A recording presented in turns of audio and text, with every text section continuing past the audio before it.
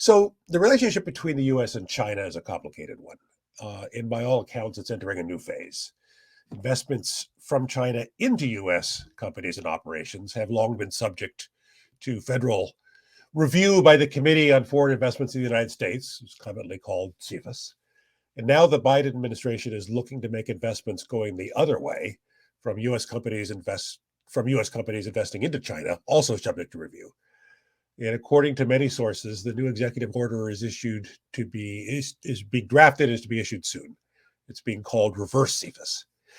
So the Biden administration's purpose is to check Chinese ambitions, especially when fields like AI and quantum computing, with national security obviously being the main driver.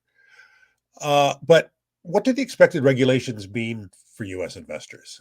Today, there's a lot of outbound transactions conducted by venture capital and private equity and U.S. investors into Chinese investment opportunities, right? And by many accounts, nearly half of these transactions will be subject to this new set of regulations. So we've got 4 experts here today to talk to us about this. So I'm Brett Waters. I've spent my entire life in Silicon Valley, immersed in the world of entrepreneurship, innovation, and venture capital. And when I want to go have lunch in Palo Alto and talk about things going on in the world with somebody smart, one of the first people I call is often Louie Lowe. Good afternoon, Louie. Brett, thank you so much for helping us put this show together. And I'm really excited to have such a great group of experts join us and help us Silicon Valley guys figure out how to navigate this environment that we're in. But, you know, Brett, I think one of the most significant changes of Silicon Valley over the last 20 years has been the rise and importance of Asian capital, as well as Asian markets for our technology companies who launch products in all directions. And we've talked about CFIUS, and we're not talking about the medical condition for years, but we've got something coming down the pike, which I think is really important. And I'm just so delighted to have this group with us, which I'll let you introduce.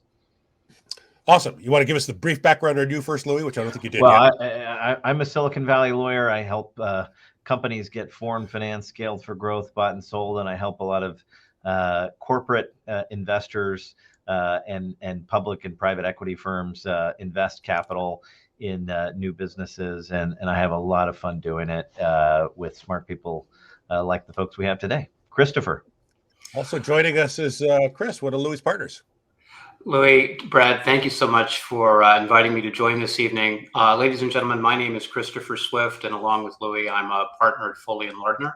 I split my time between our Washington, D.C. and New York offices. I'm a white-collar lawyer and a national security lawyer. And so what does that mean? That means my practice deals with any time a company, whether it's early stage or otherwise, has to interface with the U.S. national security community.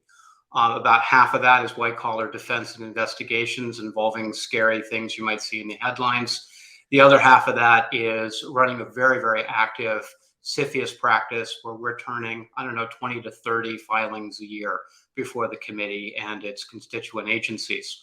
So my practice looks like what would happen if a Tom Clancy novel and a John Grisham novel were to get squished together. And a lot of the counseling that we do for clients, both strategic business planning, dovetails very, very closely with the issues that Brad and Louie have outlined. I also have a PhD in political science and spent my pre-law career in and around the U.S. national security with stints at the White House and Treasury, and also with various think tanks here in Washington. So we can do the policy and the law, and also show you where the law is not consistent with the policy and give you a sense of what's coming next. Nice. Welcome, Chris. And also joining us is H.K. Park. Hey, H.K. Hi, Brett. Thank you very much. Greetings from Washington, D.C. My name is H.K. Park. I'm a managing director at Crumpton Global here in Washington. I came from the Defense Department where I was a policy advisor, and I'm currently at a firm comprised mostly of former intelligence agency executives. We spend a lot of time vetting investors and foreign acquisition targets. And most recently, been actually working with Foley Lardner to help some VCs prepare for this new regulation coming down the pike. Very nice. And finally, joining us live from Taipei, Ker Gibbs. Hey, Ker. Greetings. Good morning, Brett. Yeah, it's 6 a.m. here in Taipei. Delighted to be here. Thank you so much for joining the group, and also appreciate the folks at Foley for convening. So yeah, as you mentioned, Brett, my name is Ker Gibbs, and I've been living in China for the last 19 years, and most recently as the president of the American Chamber of Commerce in Shanghai.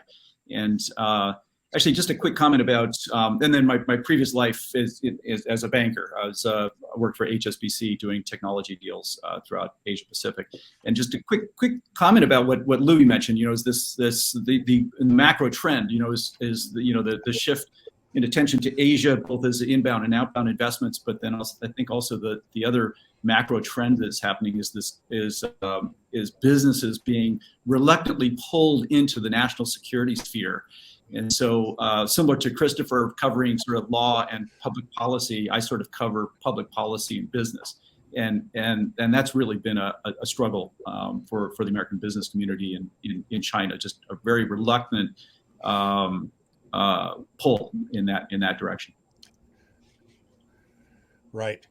So, Ker, maybe we could start by giving us the update on where things stand with this executive order. This thing has been kind of rumored for a while. There's a piece at Axios last week about it, but it seems to be a pretty fluid situation. So maybe you could give us the update on what you know about it.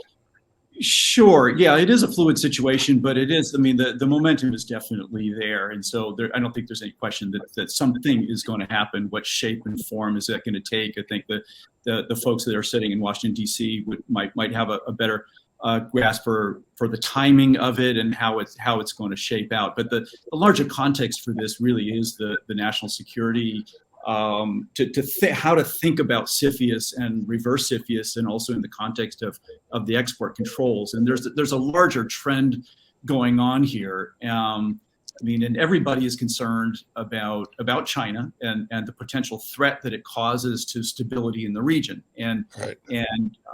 That's not why I'm here in Taiwan right now, but Taiwan is very much the focal point of that threat. So the things that have happened recently, Taiwan itself has recently reinstated a mandatory military service for their people. Japan doubling their defense budget, which was just a major move for Japan to do that. Right. And then of course the U.S. and China increasingly appearing to prepare for increased competition or maybe even confrontation. So in the larger context for this, again, I think both governments are, as I mentioned, are getting business more and more involved in the national security sphere. So just a quick comment about China, and then also in the U.S., I want to read a quote from Tony Blinken that I think sets the context for this conversation.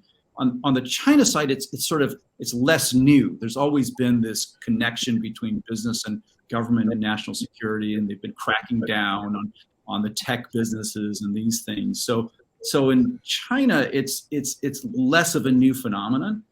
But the Tony Blinken quote that I want to share with people, and again, Louie and I have shared this with some of his clients, and it always kind of gets people's attention. But about a year ago, when the Secretary of State was sort of teeing up the Biden administration's policy towards China, he inserted this quote in his speech, and it got a lot of attention from the American business community in China. So he said, and I'm going to read it to you. He said, "We believe and we expect the business community to understand that the price of admission to China's market must not be the sacrifice of our core values or long-term competitive and technological advantages. We're counting on businesses to pursue growth responsibly, assess risks soberly, and work with us, not only to protect, but to strengthen our national security." So that's the context for kind of where the CFIUS rules and now reverse CFIUS and export controls kind of land. So we can talk more about the details there. And I think Blinken is due to visit China like next month, and that's part of the driver. I think they want to get the CEO out beforehand. Is that right? He is. He's due to visit China, which is huge. I mean, that's a great step and a positive step. The interaction between Biden and Xi was also positive. There's also Lehot and Janet Yellen met, I think, a few hours ago in Davos. That's also a good step. But it was also interesting, and again, this sets the context for I think reverse CFIUS, is Lehot's comments at Davos. I mean, he's very much he's in sales mode right now, and there's a reason for that. He's selling mode, trying to get international investors into the China market after this 3-year nightmare, frankly, of zero COVID. And the reason for that, I mean, in the last 20 years or so, we've seen a shift in terms of how much China needs foreign investment.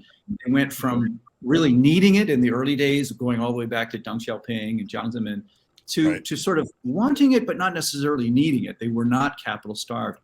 Now they're back. Now they're back to a situation where they very much need investment, no matter where it comes from. And we've seen in the last few weeks, we've seen this dynamic between the central government actually provides a lot of the funding that keeps the provinces afloat. And zero COVID has been devastating at the provincial level in terms of budgets. I mean, everybody focuses on the human cost and the inconvenience of these lockdowns, but let's talk about the cost. I mean, it's you shut down your economy. At the same time, you need to employ an army of people to impose these controls. And then let's not forget about the cost of the test kits themselves. When you start testing your entire population, it's a lot of dough. That's very expensive. Yep. So, Chris, I have a question for you. So, so if I'm an investor who does investing in China, obviously my big concern about this whole thing is, are my transactions going to be covered? And so the rumors are things like battery technology and biotech will not be included. What have you heard about what is included, what's not included? Well, Brett, one of the easiest ways to look at that is first to bridge the gap from what Ker was saying about the political and geopolitical environment to understand what the Trump administration and now the Biden administration have really been after with both CFIUS and reverse CFIUS. And if you think about it from a national security perspective rather than a business perspective, if you stand in the government's shoes for a minute, during the Cold War, CFIUS was all about national security, as were the export control laws. Right. During the global war on terrorism, CFIUS was about national security, but also homeland security. So suddenly stuff like critical infrastructure became really important. It wasn't just aerospace and defense anymore. Well, now it's moved from national security to homeland security to industrial security. And the United States, since the end of World War II, like to pretend that it didn't have an industrial security policy and that it was all for open markets and free trade and all the rest. And as we've seen the global economy sort of shift from, patterns of globalization to patterns of regionalization, we're starting to see first the Trump administration and the Biden administration really go hard on this industrial policy, whether it's cracking down on export control violations, whether it's imposing sanctions, whether it's CFIUS, whether it's the CHIPS Act. With respect to reverse CFIUS, the easiest way to understand what the Biden administration is likely to have on its priority lists in terms of outbound investment from the United States into China are to look at the same things that the government's worried about when the Chinese invest here. And that is to say certain categories of technology, certain infrastructure issues, and certain data and privacy issues. So primarily, if we look at technology, it's going to be anything that's related to weapons, right? That's all prohibited. Yep. And so looking at any kind of interface between a US investor in a Chinese company and the Chinese military industrial complex, that's going to be a primary priority for the Biden administration. But if we get away from the weapons world and we look at the dual use technology world, something as simple as an iPhone may not seem like a dangerous idea, but there's a lot of technology in here that could be transferred to a Chinese party, even if it's a Chinese subsidiary, and then leaked out into the Chinese ecosystem. And so when you look at dual use technology, the stuff that's not weapons, but is nonetheless export controlled, you're going to see that be a high priority as well.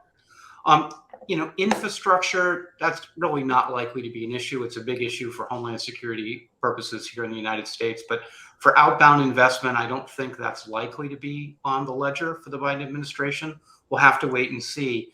But one area we're also likely to see become quite important will be anything related to sensitive personal data.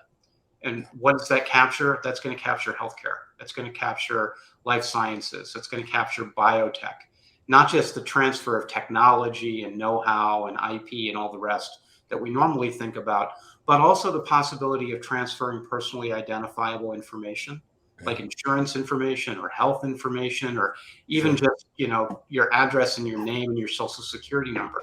So all those things, those privacy related concerns that we see CFIUS really digging into in China, directed investments into the United States, we're likely to see those same data and privacy and healthcare concerns added onto the technology issues we discussed earlier. Makes sense. So, Louie, I want to bring you in on this. So, you're seated in the heart of Silicon Valley in Palo Alto, California. And as you said, there's certainly in Silicon Valley, Asian capital, Asian IP, Asian partnerships are a big part of the Silicon Valley ecosystem. So, what are you hearing from your clients in terms of concerns, lack of concern, et cetera?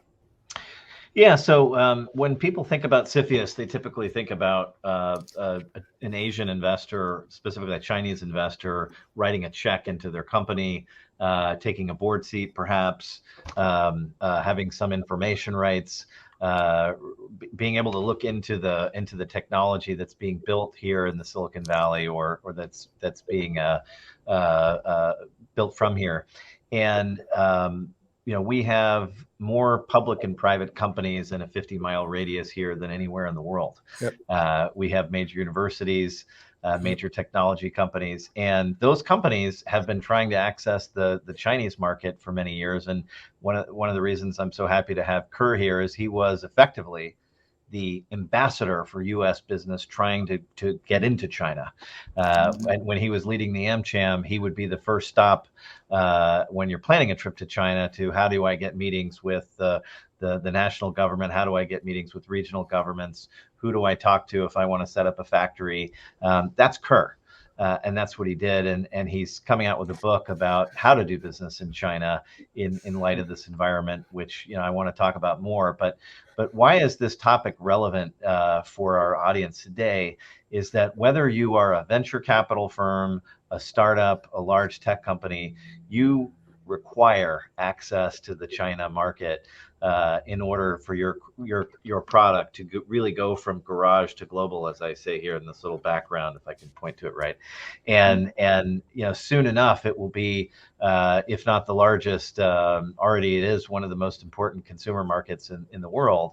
And so when we go into access a market, we always think, do we go direct and just sell directly to consumers from our headquarters here? Do we set up a branch? Do we set up a subsidiary? What's the best way? And over time, we've learned that the best way to access Chinese consumers is to partner with a local Chinese entity, create what we call a WOOFie, or a joint venture, and for that entity to sell products to Chinese investors, and that means, consumers, and that means we've got to get technology from here into Silicon Valley, and that's controlled by export regimes. And now, when we want to just put money into China and other countries, that is going to be reviewed by this Committee on Foreign Investment in the United States, CFIUS, which will have a new name, but it's an interagency committee made up of members of the Treasury Department and the national security agencies and the Commerce Department and others who get together and look at whether this investment into the U.S. is going to hurt national security or whether it should be cleared. And now they're going to look at investments going from the U.S. into China and say, is that okay? And so that's why we've got this group, and I want to bring in my good friend HK Park from Crumpton, who's here, as he and I have been helping a lot of investors look at those investments into China and what is the risk profile. of those investments into China, and what's the risk and how do we manage it? And HK, rather than me tell this story, I would love to have you bring you in here and help explain to our audience what is the risk that you're trying to help identify. Sure, happy to. Thanks, Louie. I think the risk relates to what their incoming regulation might be, and as you and Chris discussed, there's a lot of ambiguity still about what technologies might be included, whether it includes, semiconductors, robotics, AI, biotech, for example, but also the scope of the new regulation. But even though there's some ambiguity, there are some areas we can actually start planning now and thinking ahead.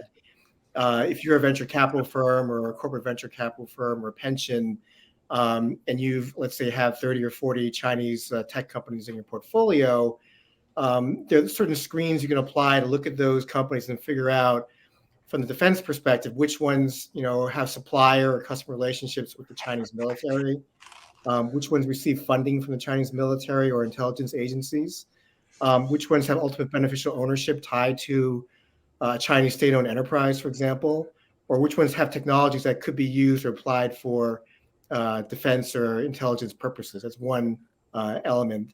The other is economic, which I think Ker referred to as well. It's this broader question of does $1 invested in China benefit China economically compared to the US if that dollar were invested here? So it's a very expansive definition of national security. So it could be in a very zero-sum perspective of the world as well. But there's some members of Congress who are criticizing investors who are, quote unquote, investing in our enemy and are trying to find ways to curb investment into key drivers of the future economy, like semiconductors, for example, or quantum computing, or even commercial space.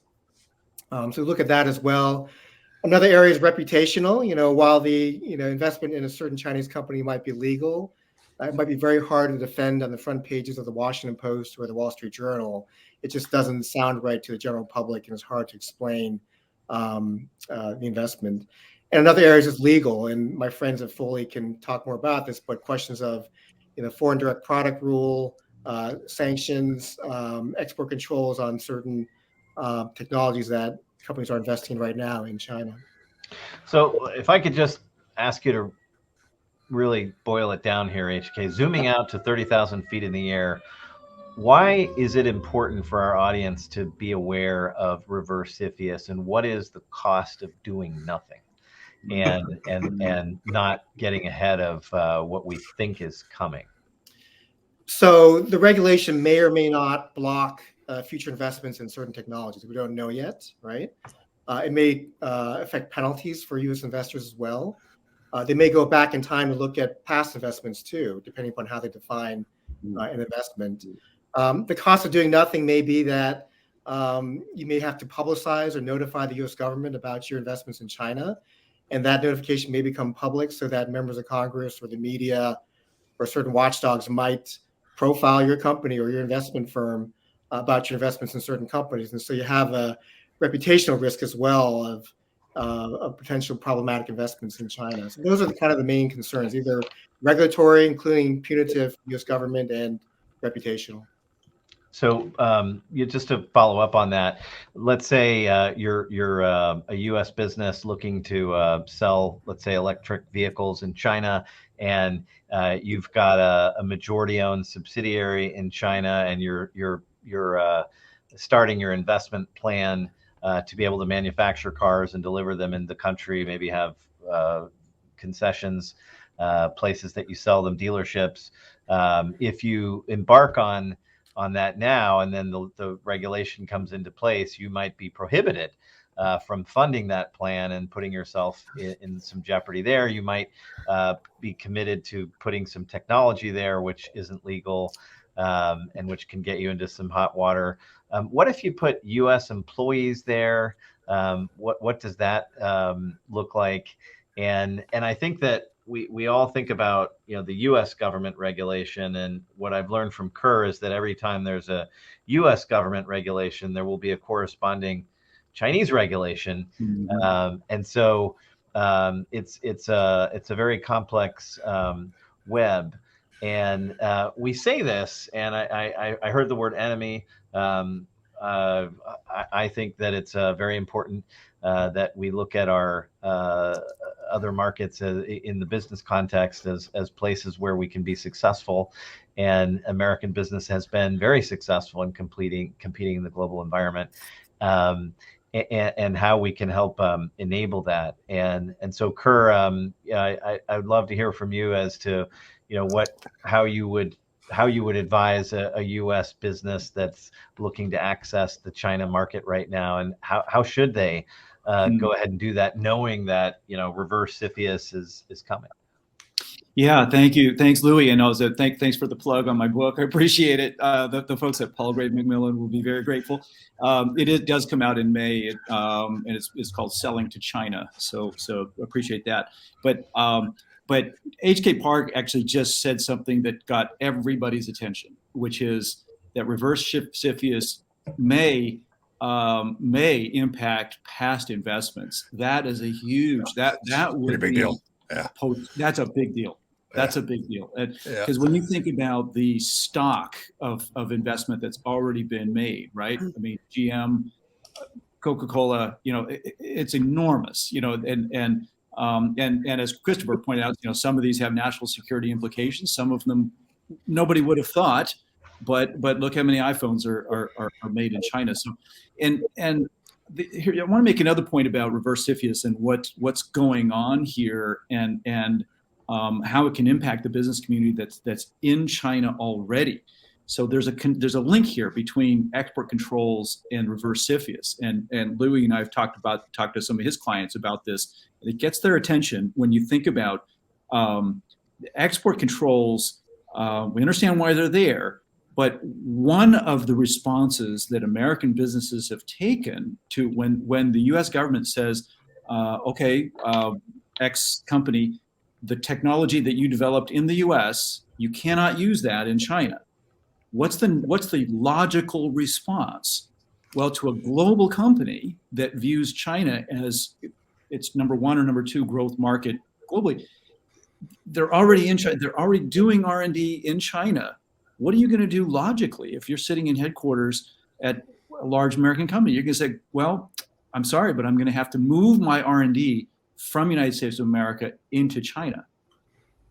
That's a direct response. And I'm not saying that every company is doing that, or that's the response in every situation, but that is the response in many cases, that they simply move that R&D into China.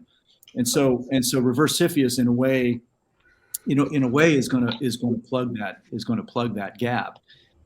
So what we're seeing in China is American companies, the multinationals, are really beefing up their at the point that you made earlier, Louie, is like what's the cost of ignoring this?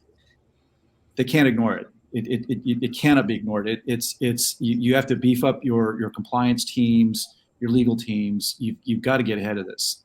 Otherwise, again, it could be an existential threat when you think about getting crossed up in the U.S. government. And by the way, European companies as well. All these things are linked. So the European companies are paying a lot of attention to this as well, because they can also get crossed up. So I have a question for the law dogs on this call. So in a transaction, an investment transaction, there's frequently a whole bunch of different parties, right? There's multiple investors. There's an investment bank involved. There's law firms are involved. Yada yada yada. Who has the reporting obligation on this? Good question. So under the bankers and lawyers go like this, right? Well, Brett, this is Christoper. Let me take a stab at that question, right? So we don't know who has the reporting obligation for reverse CFIUS, because at the moment, as we are speaking, unless something has happened since we got on the line together, there is no reverse CFIUS rule or regulation or executive order. Once that drops, we'll have a sense of what's on the album. But until then, the best way for us to think about this is to think about what CFIUS would require.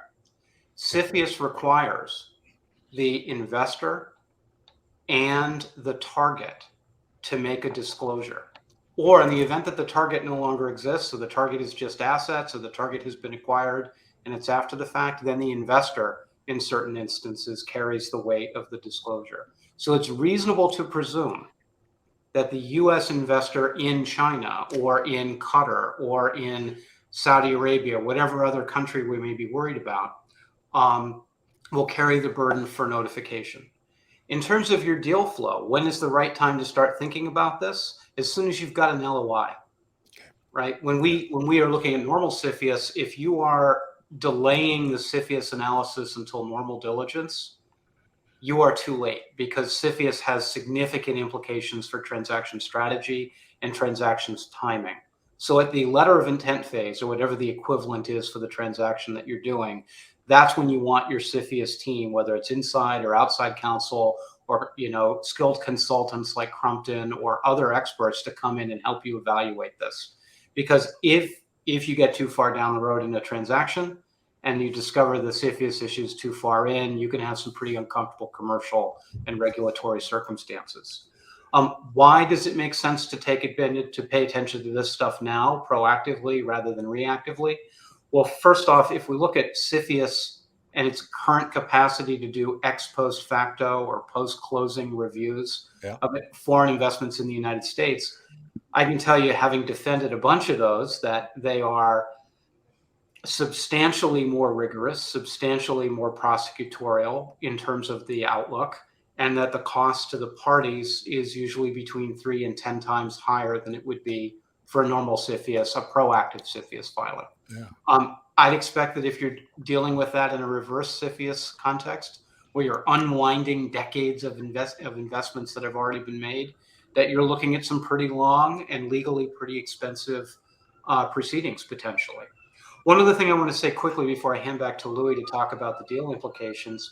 Here's a taxonomy sort of riffing on some of the things that HK was thinking about earlier as to where the risks are, from highest risk to lowest risk, right? So if you're a venture capital fund or a family office or a pension fund or something else, here's the highest risk: anything involving the People's Liberation Army or the Chinese military industrial complex.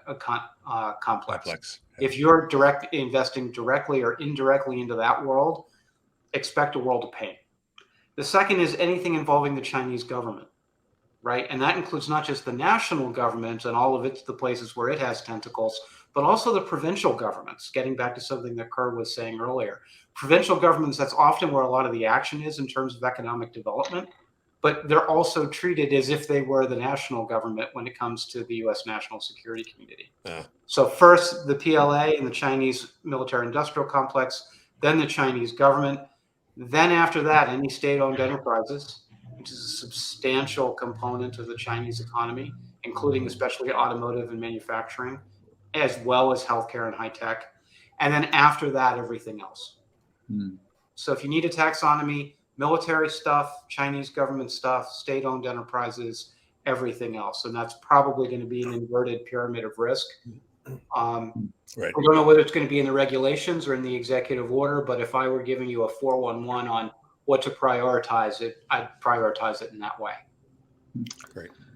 That's a great summary, and I wanted to kind of pivot this into the context that our audience finds themselves in, where they already have operations there, or they're going to put operations there.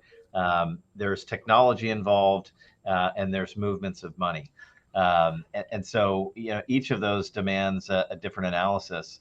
And I think it would be useful to speak about this in a hypothetical context. So I've kind of came up with some hypotheticals for us to talk about. And I think just zooming out, I think our audience probably finds themselves in one of two situations. They already have operations there in China or some investment, or they want to make one to be able to access Chinese customers, which, from a business perspective, I think is our goal. And so if you already have operations in China, you either are majority or you're minority. You either have U.S. employees there or you don't, and you have only locals. And you either have money going in or money coming out, and hopefully money coming out. But I think the CFIUS here is going to talk about, or the reverse CFIUS is going to be about money going in. And Ker and HK, what is our risk analysis, and how do we advise U.S. investors of how to think about what to do about their existing operations in this context. So, if you need to be funding an operation, and you've gone through this taxonomy that Christoper has laid out for us, then what? HK. Yeah. Right. So, back to your other question, Louie, about, what's the risk of doing nothing? What the VCs tell me is that they don't want to be in a situation where the regulation drops tomorrow and they're forced to divest at a loss, right? They rather do their homework now, understand which ones are at risk, and if necessary, divest in advance of the regulation coming out. In your hypothetical, Louie, as we've all been talking about, the regulation has not coming out tomorrow. It's still being formed. So we don't know exactly whether investment in an operation in China would be affected, or purely, a VC or pension investment would be part of the purview. Great point. So we might need to divest, and we might need to divest partially or entirely. And I think that is an important thing to think about is, is there some solution where, you're a 2/3 owner, or maybe you're 100% owner and you become a 49% owner. I think, that has massive implications on what is your return on that capital that you're investing. If you're only going to be getting 49 cents back, from an accounting perspective, you can't consolidate that anymore. At least not entirely. You're only going to be able to consolidate, how much you control. So it would be 49%. You'd be going from 100 to 49 cents, and that's a big change. And then there's the people issue. And Ker, you and I have talked about this. If you're a U.S. employee of a U.S. owned subsidiary in China, how are you feeling right now? Yeah, you're feeling nervous. I think U.S. employees and Chinese employees are nervous in this environment. Everybody is feeling uncomfortable. There's no question about it. And to back your question about what's the exercise that you need to take if you're doing an inbound investment right now. And by the way, I think an inbound investment right now is great timing for two reasons. One is they need the investment, so you're never going to get a better deal than you're going to get right now. So if you have, frankly, the cojones to go into China right now, great idea. Second, you're going to see a consumer spending bump. Everybody's sort of focused on the past in 2022 and how horrible the economy was, which it was. I mean, 3% growth, is I was actually predicting even lower, but they're coming in at about 3%. You're going to see a consumer spending like you've never seen before in the coming months, especially through the new year and beyond, just because there's so much pent up demand. But part of the exercise when you're thinking about reverse CFIUS and thinking about your investment now is also a good time to think about the overall structure and how much capital you're committing. To Louie's point about structure, are you 49%? Are you 51%? Do you need to consolidate? The other thing to think about, and this is unpleasant, but we kind of have to think about the catastrophic event. And again, I don't think it's I'm sitting here in Taiwan. I feel perfect. I think that's a problem, but the catastrophic event is the elephant in every room. And one of the things that Louie and I have talked about in his clients is the idea of hard assets in China and trying to avoid the situation that a lot of American companies found themselves in Russia, for example. They had the catastrophic event in Ukraine, and a lot of American companies found themselves holding assets that were very inconvenient to be on their balance sheet.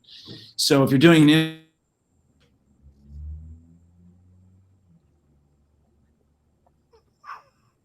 I think we lost Christoper. He'll be back, I'm sure. Yeah. Well, I'm slightly worried because he was just talking about catastrophic events, and then he was gone. I know. Not funny, Brent. That certainly underscores the point. Well, let me just try and flip back this to Christoper and HK. We recently went through this catastrophic event with Russia, and our sanctions being applied to business that continued there. And Christoper, what did that look like for some U.S. businesses who had operations in Russia? What did they have to do then, and where are they now? Yeah, so my team between February of 2022 and the present, all 340 whatever days it is, we have helped relocate about 24 major multinationals who had to shut everything down in Russia, either because they couldn't process any payments through the Russian financial system anymore, because all the Russian banks that are worth doing business with are now sanctioned or cut off from the SWIFT network or elsewise. They soon will be unable to pay taxes or tariffs or any kind of fees to the Russian Treasury, the Russian Ministry of Finance, right? Everything just sort of cascaded for them. And there were a series of very, very tight deadlines that they had to meet based on the limited authorizations that US Treasury and other US government agencies got. So what we wound up doing was literally cascading every one of the steps they had to take and locating first people offshore as quickly as we possibly could, especially people in the technology and software space. Then locating IP and other key strategic assets for companies offshore, mothballing existing operations until they could be sold to somebody who wasn't sanctioned, running some really crazy diligence on the parties that were purchasing those mothballed assets and making sure that the purchases could be done in a way that didn't violate US, Canadian, British, or EU sanctions, which, by the way, are as joined up as any sanctions programs ever. I used to prosecute sanctions cases at Treasury, and I can tell you we've never seen anything like this before in terms of the degree to which our allies in the United States are linked up. And look, for most of our clients, in addition to dealing with the legal risks and the major commercial losses, we also dealt with massive reputational risk. Yeah. Right. Massive reputational risk, where some days we'd be fighting to we'd be calling the Wall Street Journal, the New York Times, the Washington Post to keep our clients out of the headlines because they were trying to do the right thing, but they couldn't do it fast enough without putting Russian employees at risk. So you get into these really difficult situations where you've got to turn on a dime, and where the Russian law and the US law contradict one another, and there's a lot of tension, and complying with US law requires violating Russian law. And it's a mess. It's great if you're a lawyer and you make, your living clean, solving problems for clients. But if you're the client dealing with that problem, it is a world of pain and you want to avoid it. So like Russia and China, there's sort of 5 key questions to ask when you start building up a relationship. And they're the same questions you learned in elementary school: who, what, where, when, why, and how, right? Who is the investment target or your business partner? What do they do for a living? Or rephrased, as HK might put it, what do they actually do for a living? Where are they located? Now, note that we normally ask the where question first because we like to take a country-based analysis to this stuff. But there are plenty of perfectly fine investment targets and perfectly fine companies in high-risk countries. So the country are usually a yellow light, but the who is the investment target. That's usually the red light. So first, who's the investment target? What do they actually do for a living? Where are they located, right? Then why do they need your investment, right? Why do they need your investment? They can do something weird with it. They can do something strange with your technology. And then the last question, if I'm an investor and I'm going into one of these higher risk environments, I want to know how much oversight and control I'm going to have. And in a country like Russia, it became very clear that US companies, US investors, they had no control or oversight as soon as the Putin regime decided to drop the hammer. And we know in China that the level of oversight and control that a US investor can have will be very low. We deal with joint ventures all the time, especially joint ventures where the Chinese party is a state-owned enterprise.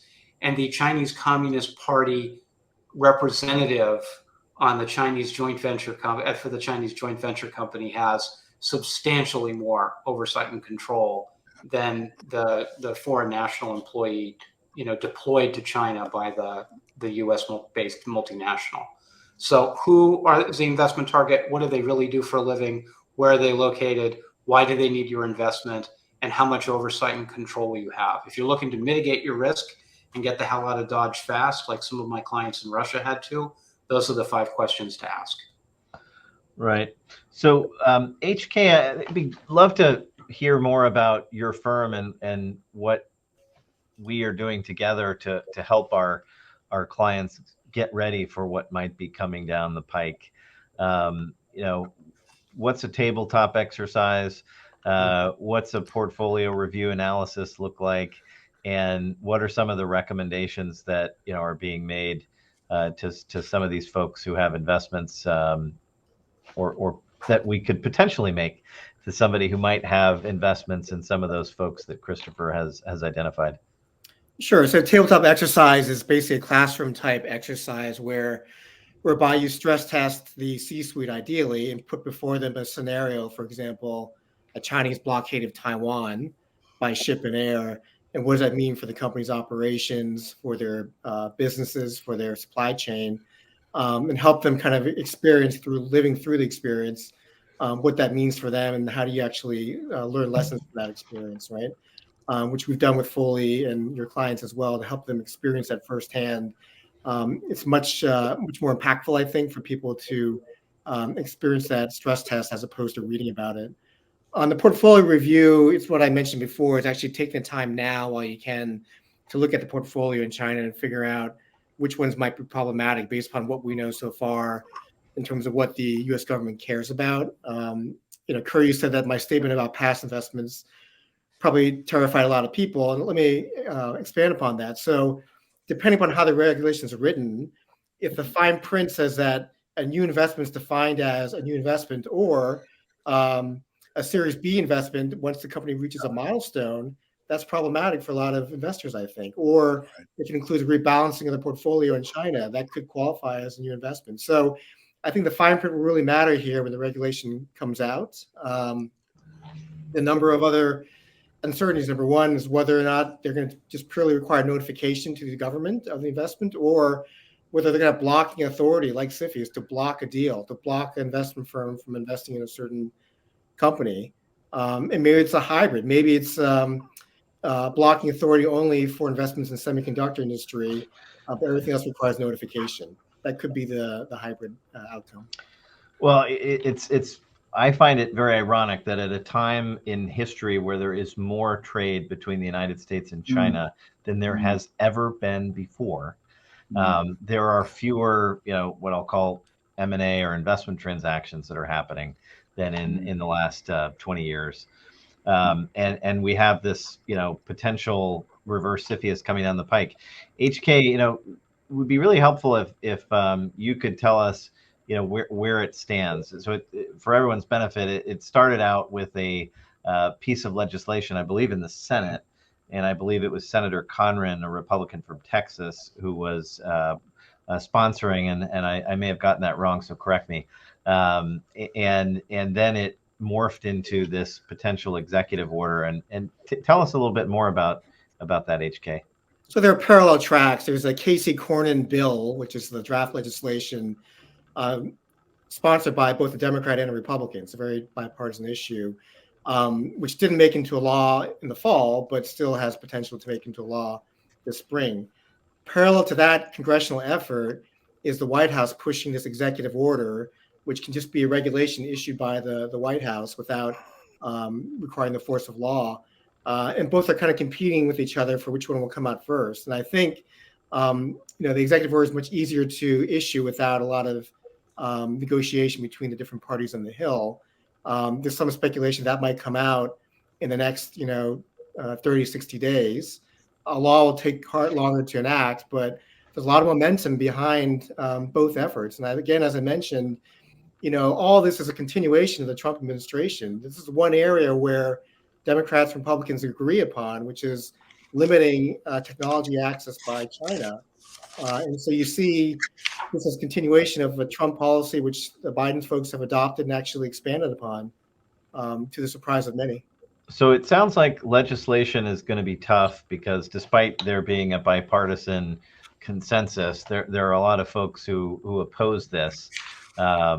Probably in American business and even maybe other sectors of the populace or the demography here. What's driving the U.S. presidential order and the timing of it today, HK? Well, timing wise, I think they want to get it done last year. I understand there's kind of internal negotiations within the Biden administration between the Treasury Department, Commerce Department, and the National Security Agencies as to how far they should go with the executive order. So I think that's kind of delaying the issuance of the executive order. What's driving it generally, though, is that they wanted to find some way to what they call put some curbs on the financial investment into China, right? Some people call this the weaponization of finance, where we're trying to find ways to limit U.S. investment into capital-intensive industries like semiconductors that are critical for both commercial and defense purposes. Ker, what's the view of American business on this potential piece of legislation or executive order? Yeah, it's a good question. I think whatever it was, it's going to be if the concept of reviewing past investments really if that makes it into the headlines, I think their posture is going to change, just because there is so much capital already invested there. I think also there's back to one of Chris's comments about control.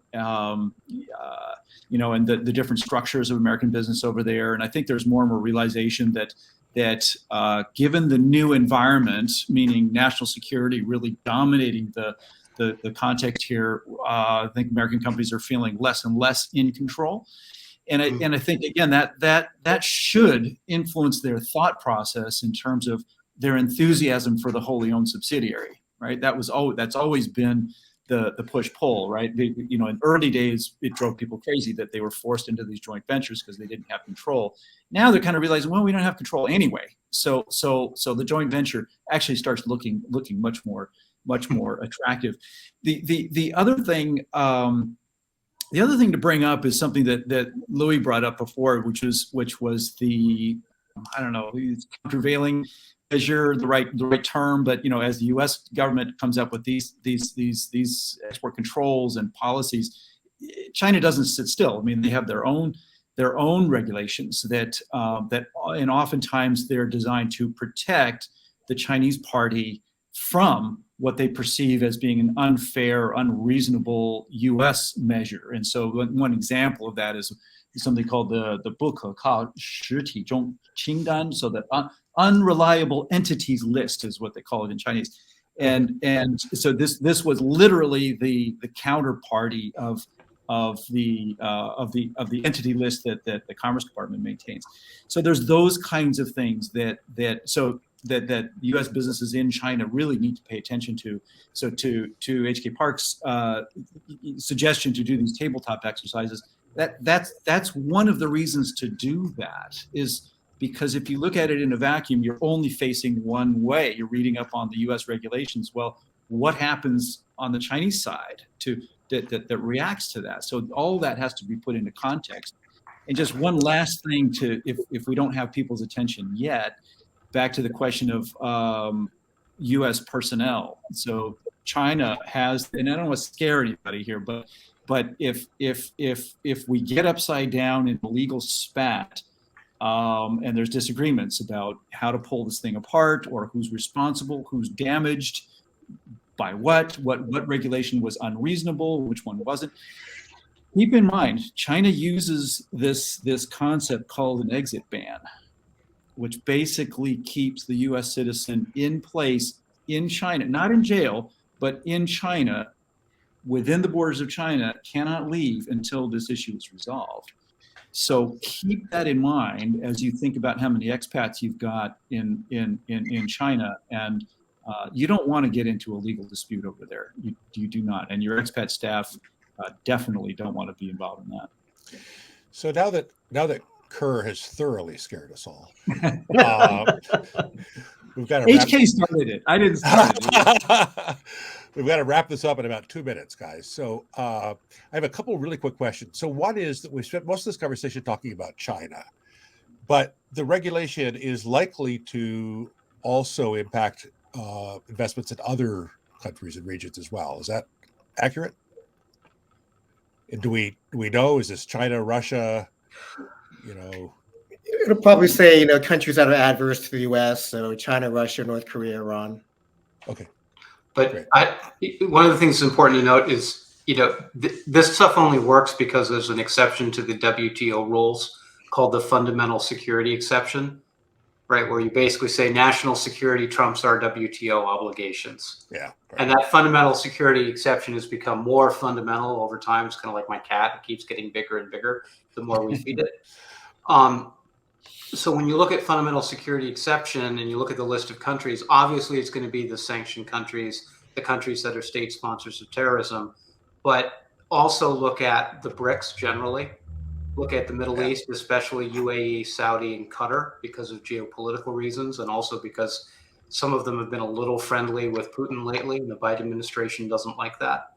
And don't take India off the table. India is a pretty big country with a lot of dynamism, and it's growing faster than China is right now, at least in terms of population. Right. So I'd expect India to be on the table as well, especially because India historically has been a backdoor to Russia in terms of military and technology flows. And now the number one financier of the Putin regime with their purchases of discounted Russian oil. But Brett, I know we're coming up at time. Yeah. I want to thank this awesome group of panelists for gracing us today. And also want to invite folks to reach out to any of them or us at Foley or Brett at Fourthly about how to navigate what is coming down the pike. And we've hopefully given everyone a lot of ideas and food for thought. Brett? Yeah, thanks, Louie. I was just going to say, I think you can probably find all of us on LinkedIn. So if there's anything we can do to help, reach out to us. Thanks to all of you for attending, and especially thanks to our expert panelists for joining at various time zones around the world. And Ker, I think you just stepped off a plane recently, so you've got both a time zone issue and a jet lag issue, both. Good news is I'm up in the middle of the night anyway. So Nice. All right. Thanks very much.